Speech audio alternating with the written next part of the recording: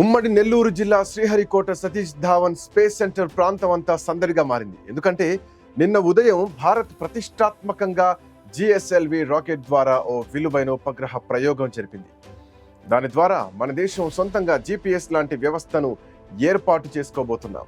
అంటే మనం ఇన్నాళ్ళు ఉపయోగించిన అమెరికా జిపిఎస్ కాకుండా మన సొంత నావిగేషన్ వ్యవస్థ ఏర్పాటు చేసుకోబోతున్నాం అన్నమాట. దాని పేరే నావిక్.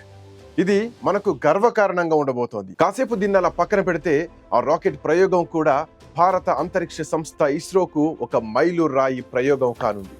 1979 నుంచి 2025 వరకు మన దేశం ప్రయోగించే 100వ రాకెట్ అవ్వడమే ఈ విశేషం. ప్రపంచంలోని అంతరిక్ష సంస్థల సరసన చేర్చే అద్భుత ప్రయోగం నిన్న ఉదయం జరగడంతో జనమంతా తండోపతండాలుగా ఇస్రో ఏర్పాటు చేసిన గ్యాలరీ వద్దకొచ్చి సందడి చేశారు. ఇందులో స్కూల్ పిల్లలతో పాటు స్థానికులు కూడా పెద్ద ఎత్తున చీకట్లోనే తరలి వచ్చారు.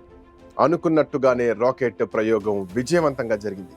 ఉదయం 6:23 జిఎస్ఎల్వి F-15 రాకెట్ నిప్పులు చిమ్ముకుంటూ ఉదయం సూర్యుడి వెలుగు రాకెట్ పై ప్రసరిస్తూ ఉండగా నింగిలోకి దూసుకుపోయింది.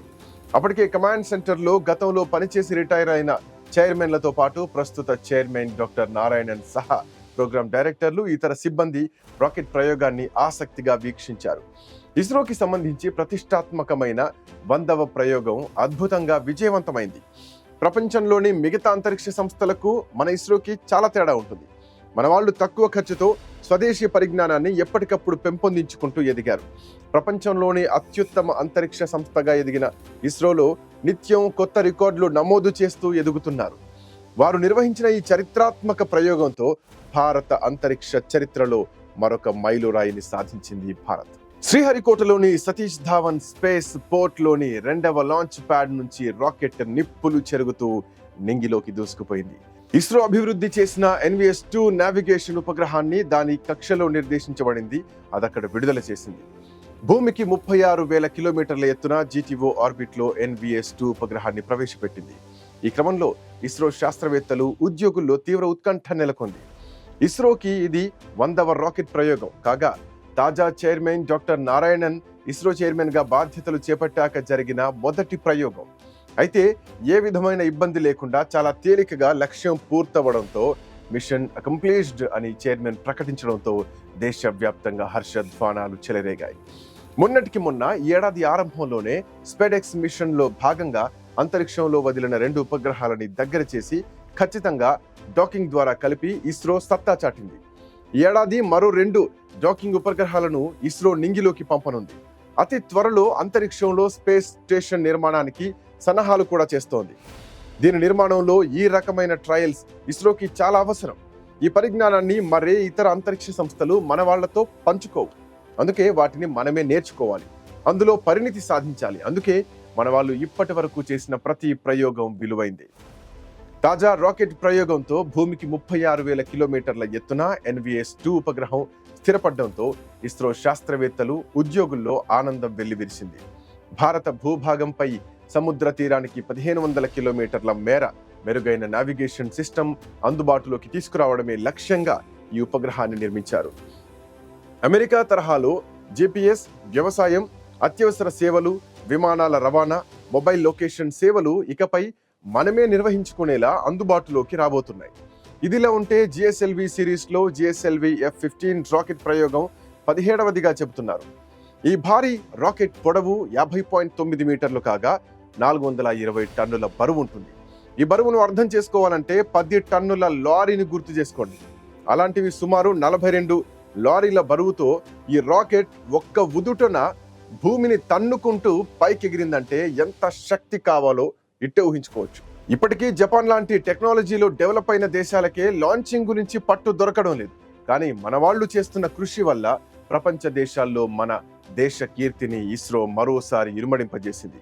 జిఎస్ఎల్వి F-15 రాకెట్ ప్రయోగం విజయవంతమైంది.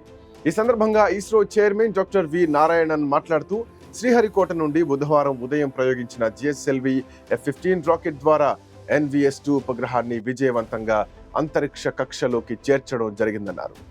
ప్రయోగం జరిగిన 19 నిమిషాల 10 సెకండ్ల రాకెట్ ప్రయాణం తర్వాత ఉపగ్రహం కక్షలోకి చేరుకుందన్నారు.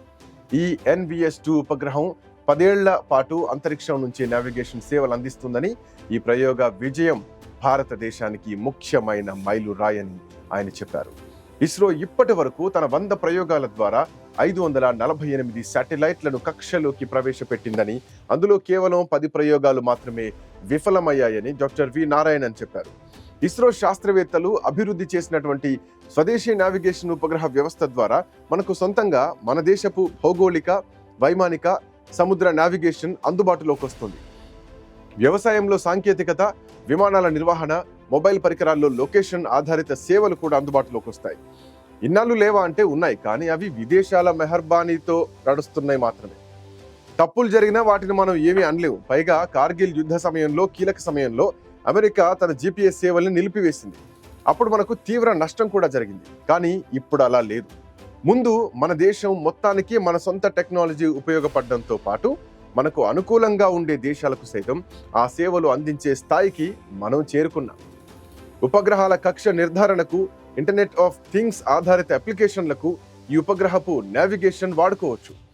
భారత నావిగేషన్ వ్యవస్థ నావిక్ సిరీస్లోని ఈ 2 ఉపగ్రహం ఖచ్చితమైన పొజిషన్, వేగం, టైమింగ్తో భారత ఉపఖండం అవతల 1500 కిలోమీటర్ల పరిధి వరకు యూజర్లకు ఖచ్చితమైన నావిగేషన్ అందిస్తుంది.